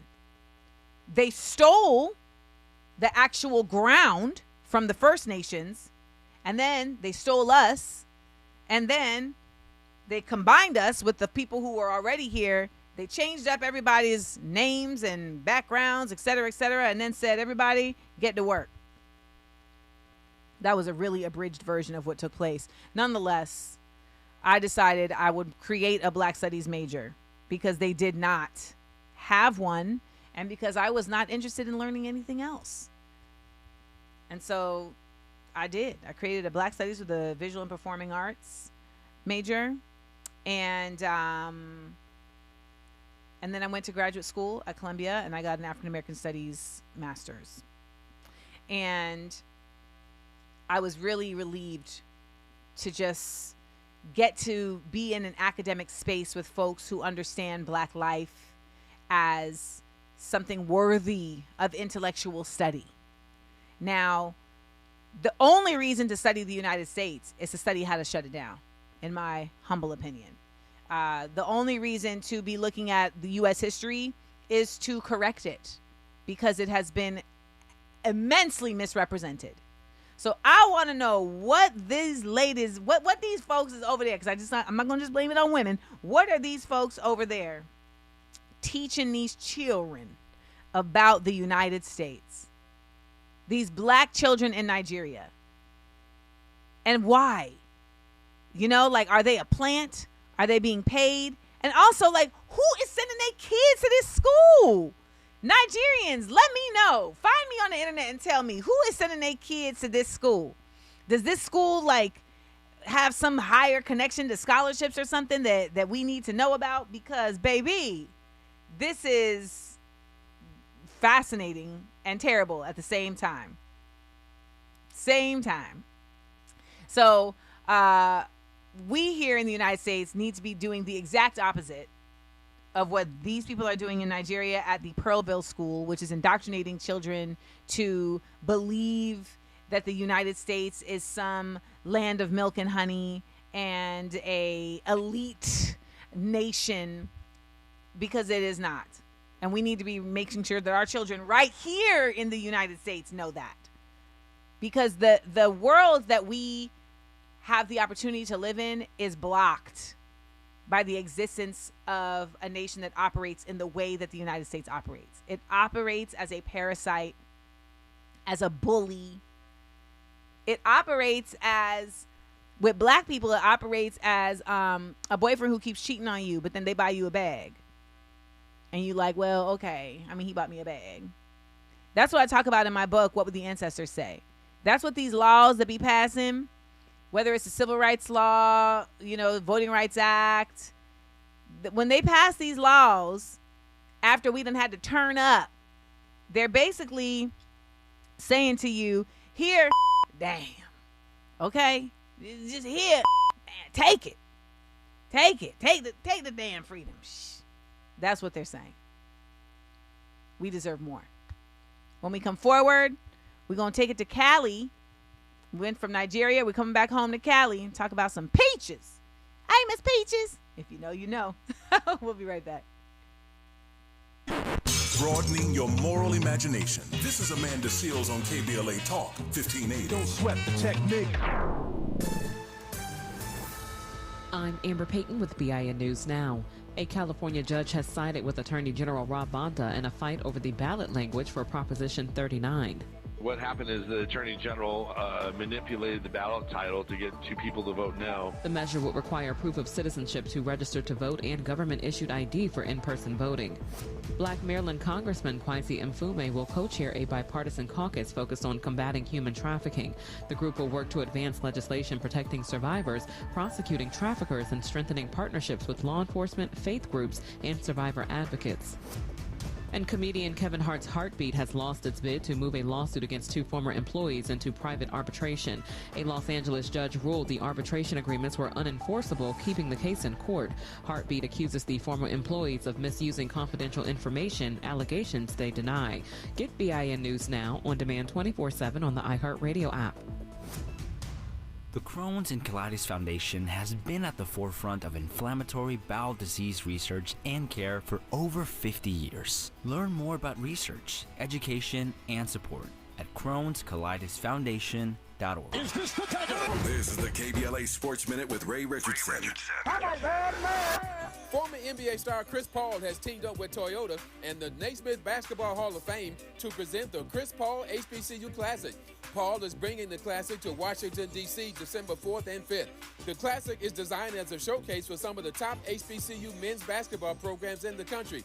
Teams participating in the Classic include Howard, Hampton, Florida A&M, Tennessee State, Grambling, Winston-Salem State, Clark Atlanta, Virginia State, and West Virginia State. Paul, who played 6 years with the Clippers, has been a major supporter of HBCU institutions throughout his NBA career. Tonight at 6, it's your Friday night sports fix, out of bounds in prime time. Join me and my co-host Neil Scarborough for 60 minutes of sports chatter with some black folks flavor. You can hang out with us tonight on the KBLA YouTube channel or hit us up at 1-800-920-1580. No debates, no speculation, just the info you need. That's your KBLA Sports Minute. I'm Ray Richardson on KBLA Talk 1580. You have something to say, and we want to hear it. KBLA Talk 1580 is engagement radio, not outrage radio. A place where your hopes, your frustrations, and your ideas are welcome 24 hours a day, 7 days a week. Real talk, real people, real Los Angeles. KBLA Talk 1580, the station that sounds like the city looks. Tune in on your AM radio dial at 1580. Download our free KBLA 1580 app or listen live on our website at KBLA1580.com. Unapologetically progressive. KBLA Talk 1580. We've got a lot to talk about. KBLA Talk 1580, connecting you with services and solutions. The BLM Center for Black Power is a hub for black activism in the city of Los Angeles, a standalone nonprofit affiliated with Black Lives Matter LA. The venue is home to live events, meetings, and organizing drives for black-led community-based organizations. It is also the base of operations for Black Lives Matter LA. Built on what used to be a nuisance property owned by an arms dealer, the BLM Center for Black Power is in the heart of Leimert Park and has opened its doors to everything from youth organizers to toy drives to film screenings and community town hall meetings. To make a donation or make a request, please visit blmla.org. That's blmla.org. This is a community call to action from KBLA Talk 1580.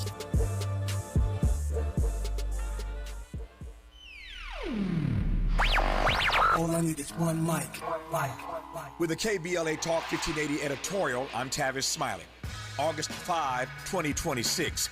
Dear LA City Council President Marquise Harris Dawson, on behalf of a coalition of businesses and residents that constitute the Crenshaw Corridor community, we write to request that a concrete timeline and resources for fully completing Destination Crenshaw within a year be developed and announced. A year is the outside time it should take, and we hope and expect that it can be finished considerably sooner. We also request the immediate establishment of a business interruption relief fund for the merchants, entrepreneurs, churches, and property owners who have borne the disproportionate economic burden of the prolonged delays associated with the Destination Crenshaw project, and a resident relief fund for the residents of the corridor who have been most adversely affected by the prolonged construction and delays associated with this unfinished development. Destination Crenshaw was presented to this community as a transformational investment in black culture, black commerce, and the future of South Los Angeles. It has now been 6 years since the project broke ground and over 2 years since the promised completion date. Construction has stalled with no apparent end date in sight.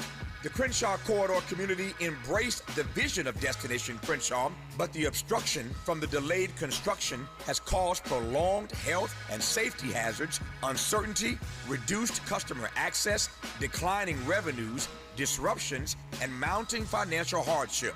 A broad spectrum of the community expressed their frustration over these delays and the impact they have had on the community at a standing room only July 30th town hall at Bethesda Temple Church, widely covered by the media including ABC, CBS, Fox, and NBC. The burden of these unexplained delays should not rest on the shoulders of the Crenshaw Corridor community, which acted in good faith and supported this historic project. If the city fails to provide a complete and substantive response to this correspondence within 30 days of the date of this letter, the Crenshaw Corridor community reserves its right to pursue all of its rights and remedies. Sincerely, the Crenshaw Corridor community. To read the complete letter detailing all of our demands, go to our website at kbla1580.com. With a KBLA Talk 1580 editorial, I'm Tavis Smiley. As always, we welcome your feedback.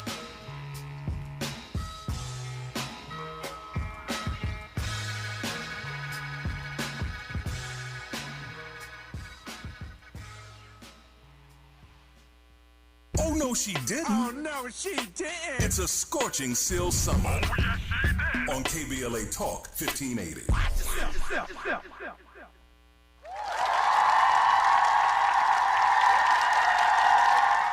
We back. It's Amanda Seales here at KBLA Talk 1580. Make sure you download the KBLA Talk 1580 app so you can listen to us wherever you are, wherever you going. Yeah, I mean, because we're dropping some knowledge for you all the time. If you are listening and you're going to be in New York City, then you should make sure to join me on Wednesday, August 12th at Comedy in Harlem on 147th Street and St. Nicholas for my Radical Rhythms Experience. This is a new show that I'm doing every second Wednesday of the month where I'm combining humor with mindfulness, music, and energy work. It's a different kind of thing, but baby, it is a time. Last month, I forgot to press start on the live. So unfortunately, folks were not able to watch from their homes. But this month, I'm not going to let that happen again. So if you are in New York, you can get your tickets at comedyinharlem.com, or you can get them at the link in my bio on Instagram, which is just Instagram Amanda Seales. And if you are unable to make it to New York and be there in person, you can watch online at YouTube Amanda Seales TV. And that's going to be... we're going live at 8 p.m. Eastern, but the doors open in Harlem at 7:30 p.m. Eastern on Wednesday, August 12th. So I hope to see you all there as we level up our vibration in community. All right. So if you are in the community of California or just basically anybody who loves peaches, this story should be quite interessante to you. So apparently the USDA has approved $9 million to fund the removal of peach trees in California and banning replanting for a decade. So this guy, Hillbilly, I know his name says Hillbilly, but he explained it, and I did some more research, and it's true. Following the collapse of a major Del Monte processing plants, the agricultural system could have just like given away the peaches that were left over from the collapse of these plants. Instead, they decided to just eliminate the peach food supply so that it would hike up the prices of peaches. So this is what I mean by forced scarcity. They could have like come up with plans to re-divert this. They could have come up with plans to make the peaches utilize in other ways. They could have used this $9 million in a number actual sustainable and regenerative ways. And instead, they decided to just destroy the peaches, as if we don't live in a nation where food is a problem, right? Because the forced scarcity has people on WIC and food stamps. The forced scarcity has children having to get free lunch in the mornings, right? The forced scarcity has folks going to bed hungry for no reason. There's a whole bunch of peaches here. Not that you can just live off of peaches, but I'm saying, like, there's actual food that exists that they are destroying rather than redistributing.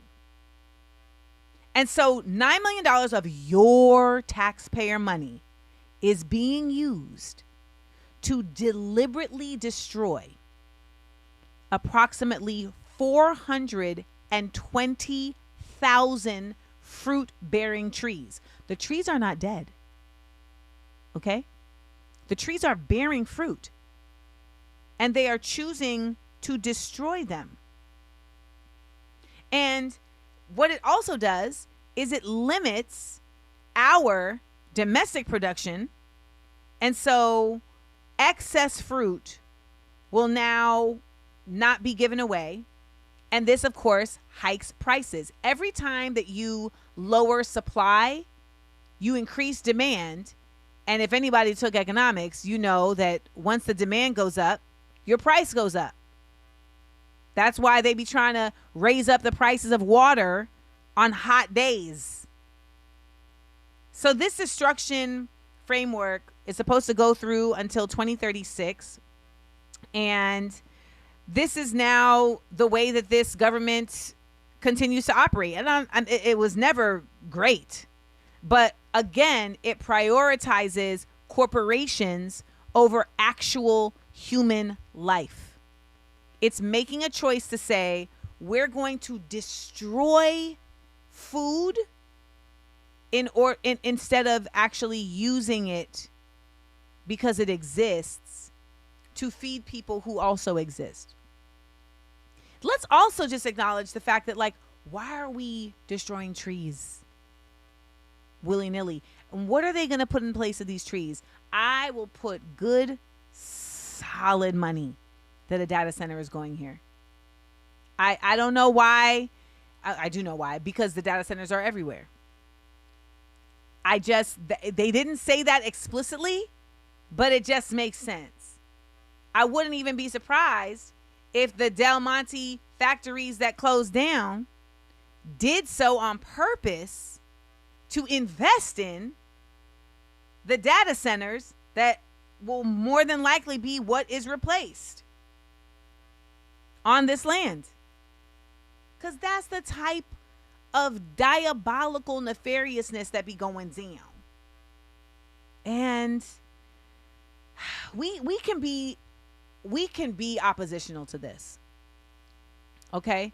Like, you may not be in the position or feel strong to go up against Del Monte or go up against the California government that's making these decisions. However, you can start in your own home, in your own neighborhood, literally just going against the thought process that this is even remotely acceptable by getting involved with community gardens, with food pantries, with shared resources, co-ops. This is the way that we have to start functioning, because they are going to make it impossible for us to exist. And when I say they, I mean the ruling class that lives up in this weird bubble of they can't touch us because we have money. You know, they have their bunkers, they have their security, they have their ideologies, etc., that have protected them for a long time. And some of your faves are a part of this ruling class. Beyonce and Jay-Z, Kamala Harris. These folks exist as a part of a framework that doesn't care about how you exist. You can't be a billionaire without extortion, without exploitation. Well, extortion is definitely in there sometimes, but without exploitation. So the way that we challenge this, the way that we, on a very ground level, start to shift this is within ourselves. within our communities and within the way that we are, within what we are centering. Because as we know, where your attention goes, your energy flows. They are constantly, the ruling class, distracting your attention with things that don't even materially affect your life. You know, they may bring you a bit of joy for a moment, but ultimately they end up being a part of something that's perpetuating a thing that's a lot worse.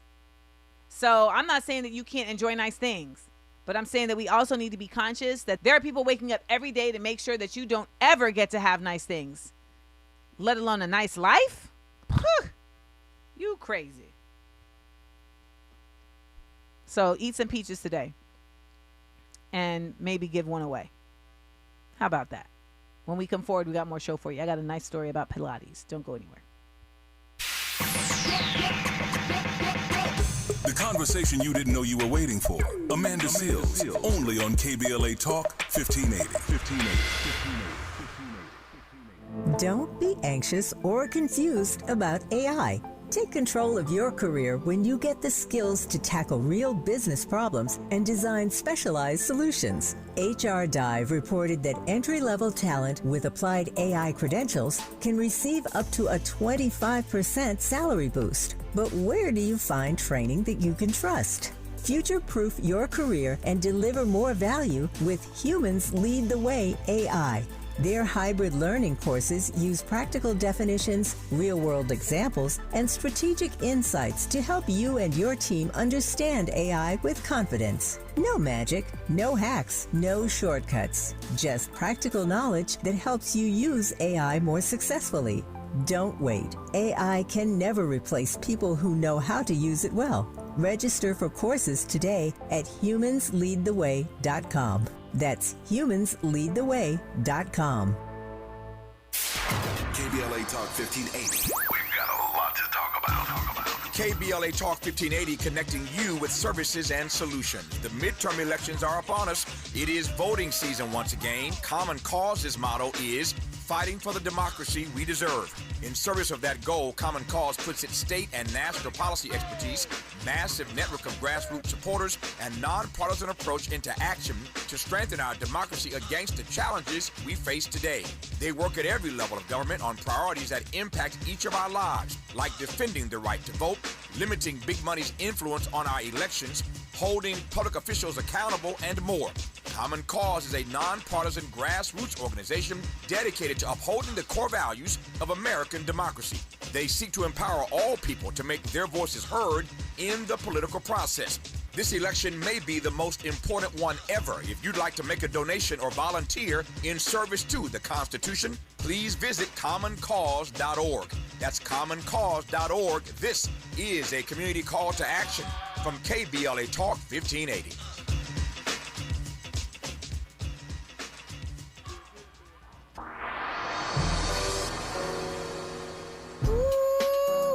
Fridays just got better. What's up? I'm Amanda Seales, and this is your invitation to come and sit with me. Yes, get seated as I do my thing on KBLA Talk 1580.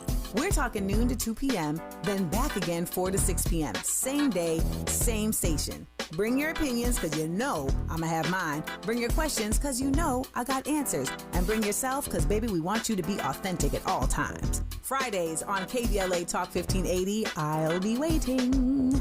Join me. Real talk, no filter. Amanda Seales on KBLA Talk 1580.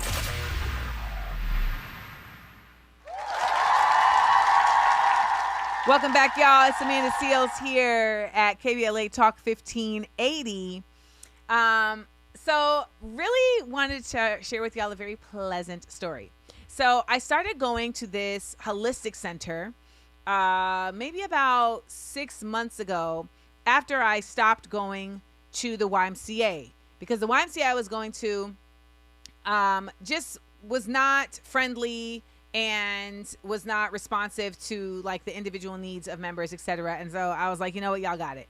So I found this other place, and it's really lovely. It's grounded in like a Korean holistic ethos, and They have a pool, they have spas, they have hot tubs.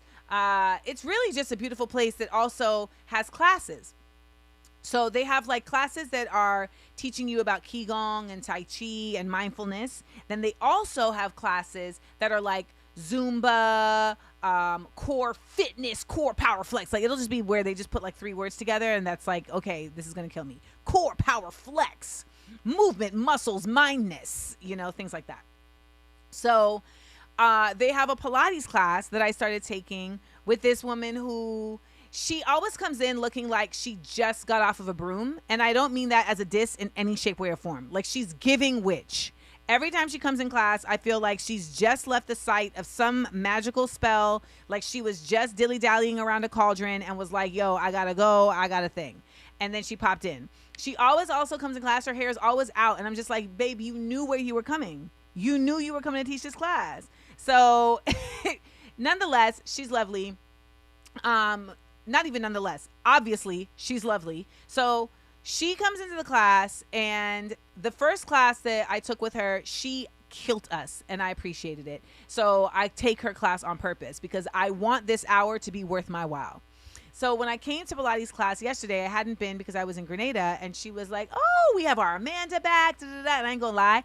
The use of hour before my name, it did warm my heart a bit. I'm not even gonna front. It did warm my heart. Y'all know I'm a teacher's pet, okay? So this class also, like last time I was in class, there was only 2 of us. This time there was like a whole bunch of us. So I was like, okay, this is cool.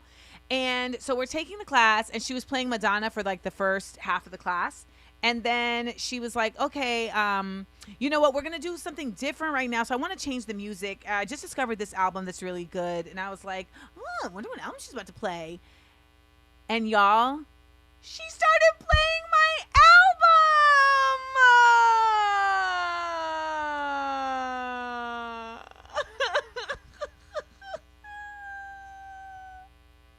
Oh my gosh. When I tell you I was blushing, and she's like, this is Amanda. This is Amanda. And everyone's in class like, oh, wow. And she's like, yes, Josephine gave me the drop on your album. Josephine is a member of the class, and she's autistic, and she be telling all the tea. And she must have told her, well, she did. She was like, yes, I told her you have an album. I was like, thank you, Josephine. So that warmed my heart, y'all. That warmed my heart. That made doing them leg lifts and them weight lifts so much easier, because I was definitely singing along, which I felt is very corny, but I couldn't help it. They're good songs. If you want to listen to my album, you can check it out wherever you hear streaming music. But if you want to support me for putting this album together independently, you can go to amandadiva.bandcamp.com, or you can go to amandaseals.com, and you can pay whatever you want to get the album and own it. All right. Thank y'all so much, those of y'all who have been listening to the album. Okay. We'll be right forward here at the Amanda Seales Summer of Seals. Come on. You can admit it. She says what you're thinking. You're locked in with Amanda Seales. Okay. Only on KBLA Talk 1580. You go, girl. You know him. You trust him. And now the whole nation is taking notice. Talkers Magazine, the Bible of talk radio, has ranked Tavis Smiley number 14 on their prestigious Heavy 100 list. 100 voices, the most important in all of talk radio. Tavis has moved from number 45 to number 33 to number 16, and now he's in the top 15, right here on your station. His is one of the most trusted, credible, and reliable voices in broadcast media today. Straight, no chaser, always. Tavis brings you the conversations that matter, the newsmakers, the truth tellers, the voices that don't get heard anywhere else. Weekdays on this station. This is what it sounds like when your community has a seat at the table. KBLA Talk 1580. We've got a lot to talk about.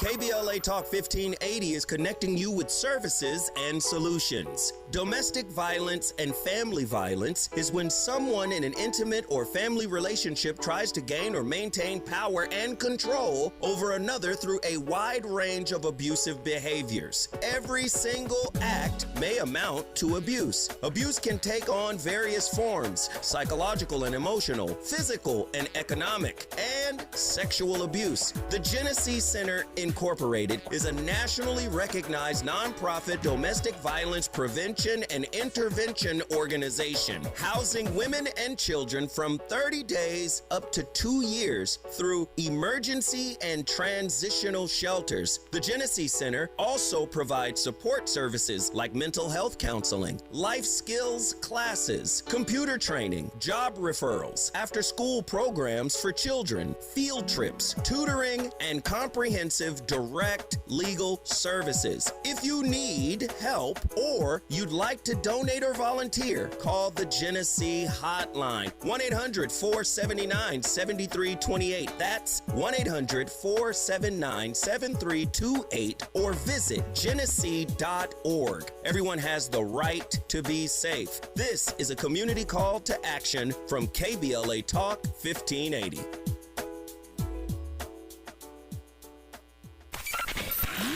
Just in case you missed our Procrastination Crenshaw Town Hall. While Gavin was telling the story about the mural at LAX, I kid you not, Gavin, somebody just texted me a photo of it. See, this is unacceptable. That inside of LAX, they have a mural. These gorgeous, beautiful pictures of Destination Crenshaw. It don't look nothing like this. We don't know when they're going to restart or when they're going to finish, but they're marketing and promoting this inside of LAX. It's not right, y'all. It's just not right. You can't exploit us in that way, right? Get the project done, then you can brag about it. But can we finish it first? Keeping them in check. We're KBLA Talk 1580.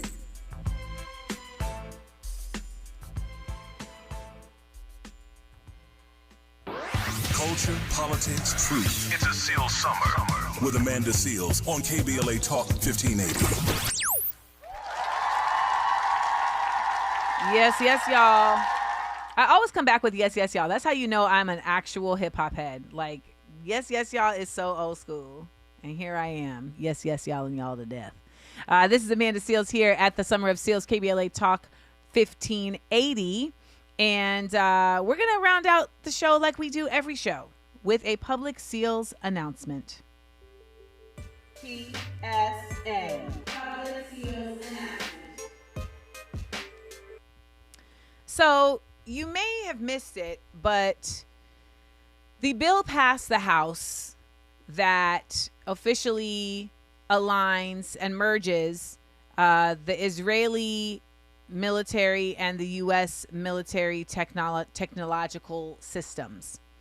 And this may have not made it to your desk, or it may not have, been in your group chats, because maybe you all don't think that that's going to be a problem that affects you. However, this is deeply disturbing. And I warned and I stated that this was going to happen at least a year ago. And people said, as usual, Amanda, you're bugging, you're being alarmist, you're crazy. And I was none of those things. I was prescient because I'd been watching the trend.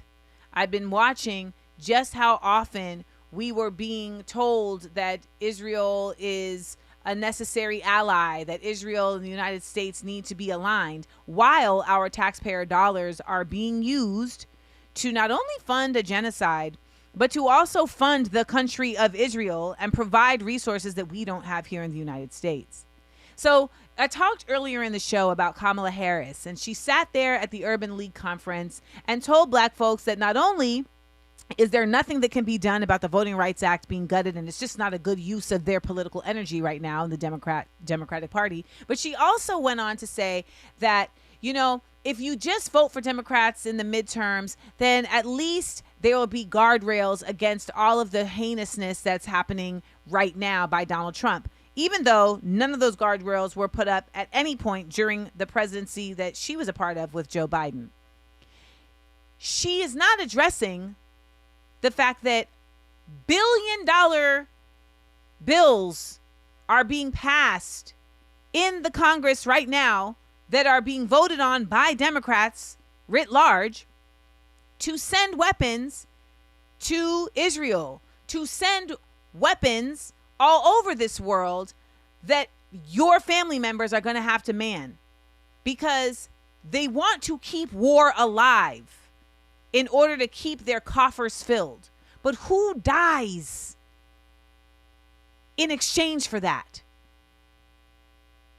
Whose lives are being given to make these weapons work?